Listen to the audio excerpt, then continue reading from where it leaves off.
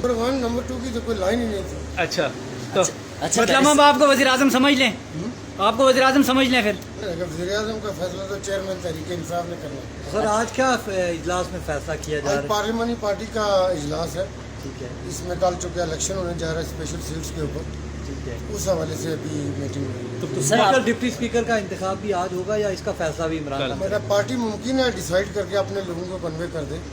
लेकिन सर आपके चेहरे के तासुरात बता रहे हैं आप वज़ीर आज़म बन गए।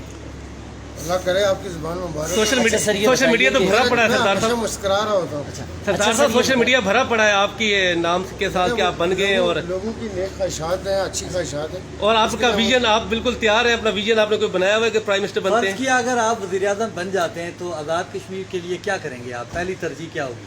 देखिए पहली बात तो यह है कि अगर चेयरमैन साहब ने हमें कोई ऐसा टास्क दिया, कोई भी असाइनमेंट देंगे तो इंशाल्लाह उसको डिलीवर करेंगे। जो आपकी तमन्ना होगी इंशाल्लाह पूरी होगी। अच्छा सर, ये बताइए कि आपके प्लेटफॉर्म से बैरिस्टर सुल्तान के खिलाफ कुछ सख्त अल्फाज इस्तेमाल होते थे इलेक्शन कैंपेन के दौरान, अब वो इख्तलाफात ख़त्म हो चुके हैं? कभी भी नहीं, मैंने हमेशा उनको अपना भाई कहा है। हमने कहा वो हमारे भाई हैं, पार्टी प्रेसिडेंट है। हमने कभी भी उनके खिलाफ एक लफ्ज़ तक नहीं कहा। आज भी वो हमारे लिए काबिल एहतराम है, हमारे पार्टी के प्रेसिडेंट है।